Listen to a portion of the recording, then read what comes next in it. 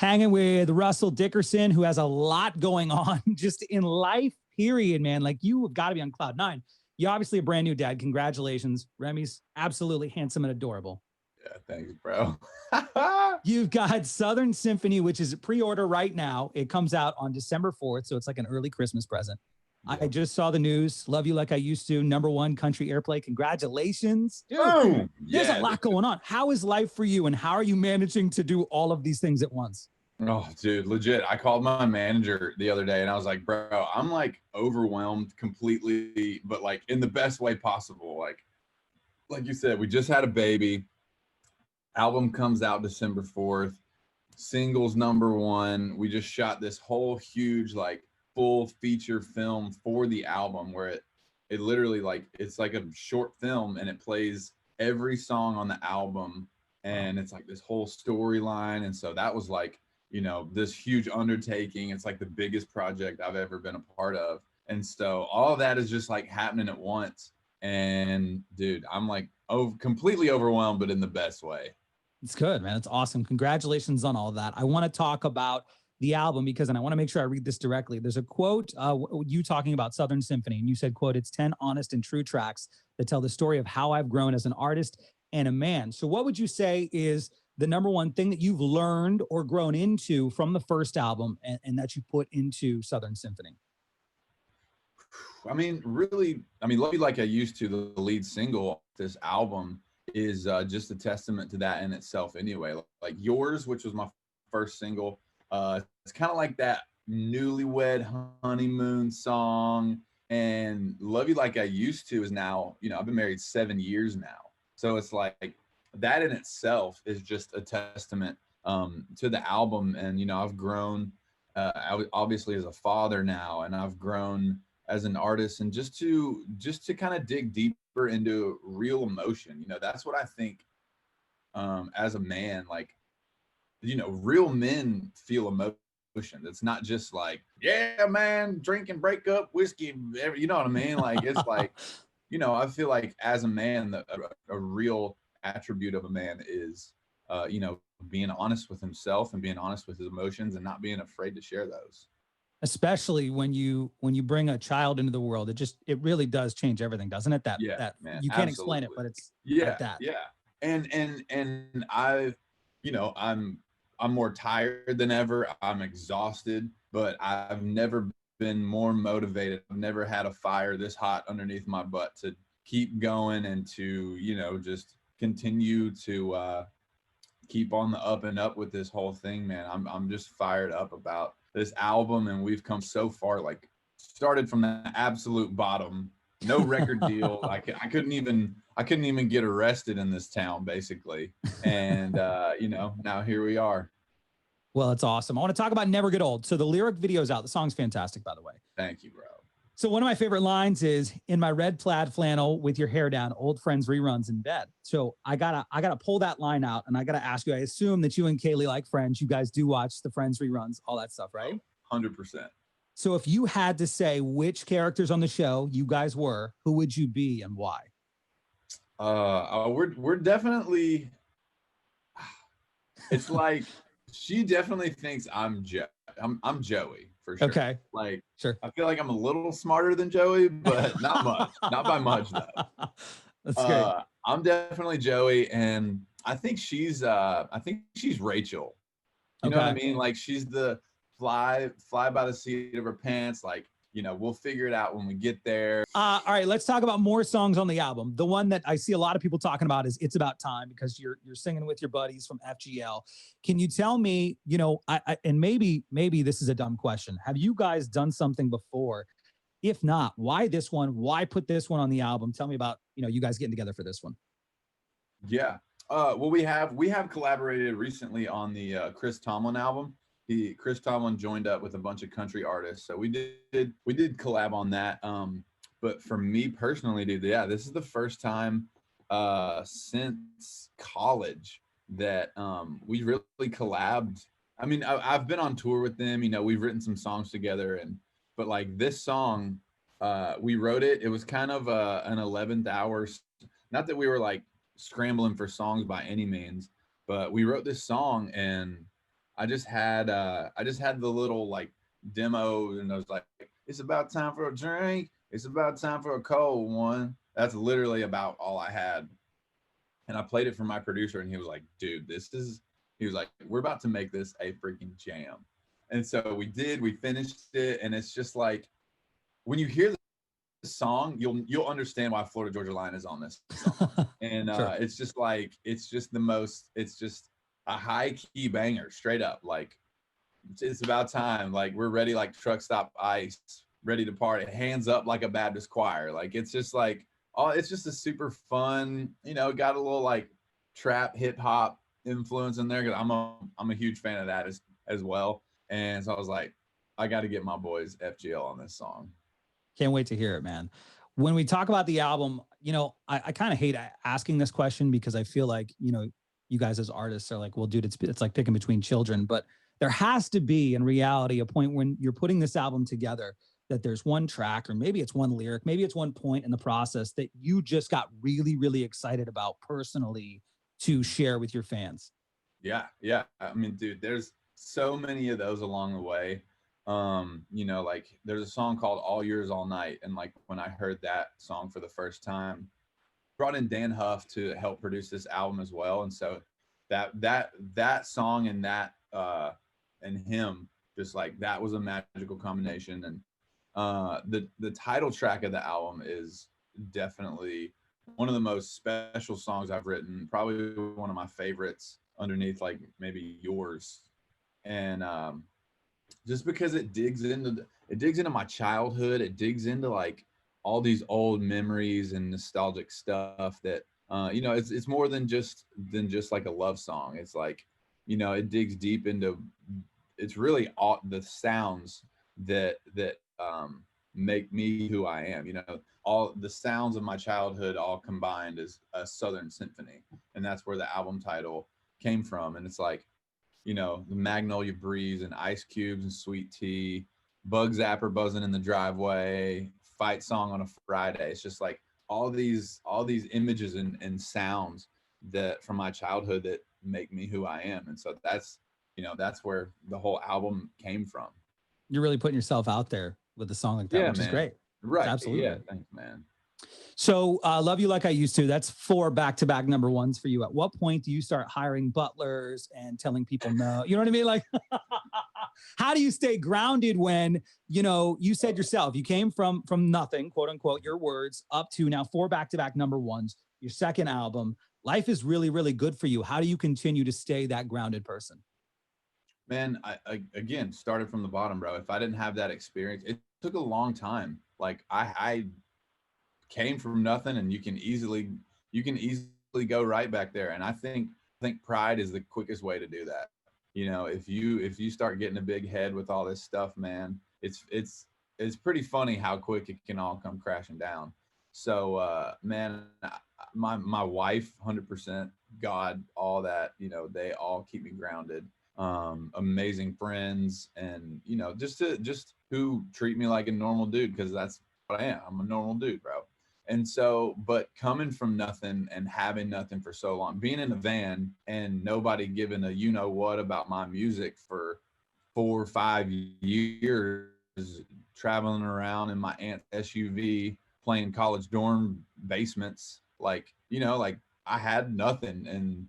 And so that I just, I've had nothing. I can go back to nothing, but I just take every single day and give thanks and be grateful, man, for another number one.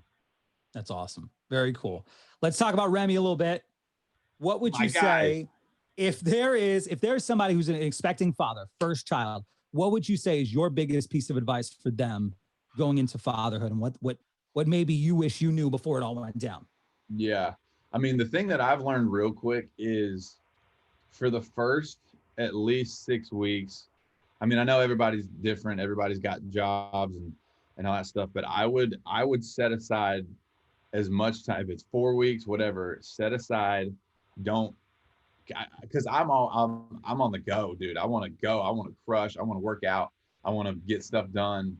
And like, I had to realize real quick, like, all that is taking away precious moments of the first, little bit of his life. So my advice would be lay off, don't work out, don't worry about staying fit, don't worry about, getting everything done, crushing it. Just like be with your child as much as possible. Look into their face.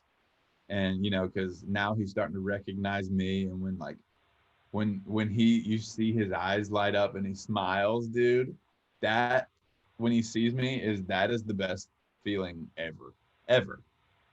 Did you have that moment? Yeah, I got 3 kids myself, 7 and under. So did you get that moment where he reaches out and like grabs your finger and like holds on, and you just melt into a puddle, dude? Oh yeah, absolutely.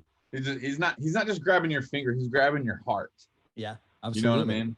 Absolutely. Have you guys played music for him, and has he reacted to it? Has he cried at anything, like a thumbs down, or is there something specific musically that he's responded to? Dude, when we've been driving around and he's just screaming and crying, I'll put on the song Southern Symphony, and it's just this picky acoustic, chill kind of vibe, and he immediately calms down. He loves music. And because I've been listening to my record a lot in the car, and of course, making tweaks and everything, and so yeah, bro, he loves hearing the RD jams. You got to try something. You got to try something like "Turn Down for What" and see what happens. To see the content, you know what I mean? Just blast it in the exactly. car. Just see what happens. All right, so let's go to Michael Jackson, because I was reading this thing. I think it was on Just Jared or one of those websites, and they were saying that you said that he is a huge inspiration on you and musically and all of that stuff. And I'm a huge fan myself. So I wonder, from one fan to another, what song or what moment, what performance for you speaks out the most and inspired you the most from someone like Michael Jackson? Yeah, man. So many, but the earliest memory I have, and this is before, like, I don't know, in interviews, people are like, my parents' old country records, man. We just used to, what I mean? Right. Like, this, I was like 6, and I didn't know, I didn't know that, like, I'm really getting influenced and cultured in this music right now. Right. I remember walking into Pizza Hut, and I was like, Mom, I need 50 cents. And I walked straight over to the disc jukebox. Yeah. And Michael Jackson, and I would play Black or White. And it's like, great song. Every time I went to Pizza Hut, I would take 50 cents and go play Black or White, because it's just like, down. You know what I mean? And like, I just get chills like that. That song, it was like one of the earliest songs that I remember of being like consciously being like, whoa, like, wow, this is I don't know what is happening in my brain and my body, but this feels amazing. That's great. You know what I mean? Absolutely. So absolutely. Black or White was one of the first songs consciously remembering of like, whoa. There's Human Nature was the one for me. I remember hearing that song and seeing the music video and being like, oh damn, this is something here. This is something different. Yeah, right. Sure. Yeah. And then the next one I remember just listening to over and over was Man in the Mirror. And we did a whole thing, this cover thing with Spotify, and it's just like that was easy choice of like one of my most influential songs. And there's the Garth Brooks and there's the Alan Jackson, George Strait influence, but like I think every country artist is influenced by Garth Brooks and George Strait. Like, absolutely. This is like the seasoning that makes RD's music sound like RD. You know what I'm saying? I dig it for sure. You're known for your style as well. We were talking about the shirt a few minutes ago, but you're a sneakerhead. So I wonder if, now that you're a dad, are you adding the classic lawnmower Skechers to the routine? When it comes to Remy, do you decide the style? Do you say, all right, look, here's what we're doing. We're pairing this with these shoes. We're doing that. And what have you done so far that's really popped, do you think? 100%, bro. Well, people know that I'm a sneaker guy. And so they'll send, like, a buddy from Phoenix sent a pair of Jordan 11s and some Jordan 1s. And Tyler Hubbard gave me a pair of Yeezys for him. And great. So, like, dude, the drip is endless with this kid. That's great. So it's like, so I'm pretty much always in charge of picking out the outfits. I'm like, All right, these need to go with the Tims today. We got some Timberlands, some baby Tims. That's You great. know what I mean? And so yeah, dude, I love picking all that out. That's great. Yeah. I want to talk about This Is Russ, which is the YouTube series that, you're doing. And really, you open yourself up in your personal life to anybody that wants to be a part of it. What is the inspiration for these episodes? Do you plan them out, or do you just go, you know what, pick up the camera, we're filming this right now as it happens? Yeah, pretty much just right now as it happens. And with quarantine, it's been a lot harder because it's like every day is kind of the same. But what it started was like, my video guy was like, dude, you should just like, he was like, your personality, you should just like carry around a camera and give people back behind the stage access. Cause like I think we watched like Will Smith, and he was like doing that. And I was like, oh, this is like, I was in, I'm like, I got this. And so I just wanted to give him more than just the 15-second Instagram video. You know what I mean? Like I wanted to give him, like, take them on a tour of the tour bus, and like, what does it look like to eat every day? Like, how do you eat? Do you go to a restaurant? Do you go to catering? Sometimes catering's terrible. It's just like all the good, bad, and ugly of behind the scenes, waking up at 4 a.m. to go to the next show and the next flight. And, just to show, honestly, just to show how much goes into this whole process. And I do it all for the love of the fans, man. Well, it's great. I watched the other one. You were making a Never Gets Old fashion, and I think maybe 2 minutes in, it said baby break, and the next thing you know, you got Remy on the front pack, and you know what I mean? Like it's real life, and it's cool to watch. Right. An artist do something like that. So I appreciate it's real life, and it's super ADD. It's all over the place, and that it's like a trip inside my brain. Like, you know what I mean? Like it's just quick cuts and just all over the place, and that's kind of how I am. I want to do a couple of fun things here before I let you go. I want to do something called Party, Play, or Parent. And we're going to take your buddies. We're going to take FGL, Tyler Bryant, and then I know you're good friends with Thomas Rhett as well. Yeah. So which one is the best to party with? Which one is the best to play tunes with or write with? And then which one is the best to babysit, or you would trust to like watch Remy alone? Okay. Definitely Thomas Rhett to be the parent. Okay. Because he's got them all. See, it's hard. I don't know. All right, no. All right, let me switch it out. TR would be write a song with. I love TR's got such a cool songwriting brain. Yeah. T-Hub I would put in charge of the parenting. Okay. Because he's cut, dry, yes, no, super organized. You know what I mean? So I would trust my kid with Tyler. And then party with BK for sure. Dude, BK, me and BK, when we're together, we just like keep leveling each other up, dude. It's dangerous. We're people persons, and we just love being around each other. And it's just like his goofiness mixed with my goofiness, and we just keep leveling up, bro. That's great. Yeah. Let's do the album's called Southern Symphony. It comes out December 4th. You can pre-order it now. I want to do Southern Symphony of Slang Showdown. You are from the South. So I'm going to give you some questions that people from the South should know. We'll see how you do. You ready? Okay. All right. Let's get it. Number 1, what do you call a shopping cart in the South? What's it referred to as? Buggy. Absolutely correct. Number 2, you refer to a brother as Bubba. How do you refer to a sister in the South? Bubba and Bubba. I don't know. Sister? Sissy. Okay. All right. This is all stuff I grabbed off the website, so I don't know. Sissy. All right. Number 3, what does the word cattywampus mean? Oh, just off the rails. We got all cattywampus last night. That's right. Absolutely correct. All right. Last one. What is a washateria? I had no idea what this was. I had to look it up myself. Washateria. Washateria? Laundromat. Absolutely correct. I don't know. Look at that, dude. 75%. Not bad. Not bad at all. Yes. All right. Let's launch into the quick fire questions, and then I'll get you out of here. Dude, I number love 1. Quick fire questions. Your first ever celebrity crush. Olsen twins. Both of them. That's great. Yeah. Number 2, fill in the blank. I had the calendar and everything. The calendar. He's listening to Black or White, and he's got the calendar of the Olsen twins up here. That's great. Number 2, fill in the blank. If blank was an Olympic sport, I'd win the gold. Loudness. Loudness. Ridiculousness. Ridiculousness. That's good. Number 3, what weird food combo do you love? Ketchup and eggs. Oof. That's a Southern thing though, isn't it? Yeah, it definitely Ketchup is. on the scrambled eggs for sure. Yeah. Number 4, what would Kaylee say is her biggest pet peeve that you do? Oh, probably just talk over when she's talking when I have an idea or anything that pops in my brain. I just say while she's talking. Yeah. What is the dumbest thing you've ever spent money on?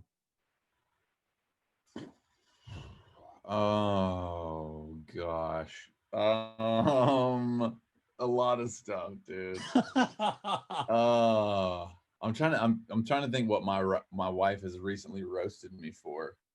I can't say Crocs because that's like the best purchase ever. Sure, absolutely. That's the best. Dude, I don't know. Maybe you have like a couple cocktails, you're sitting back and you're like, you know what we're gonna do? We're gonna buy this. You know what we're gonna do?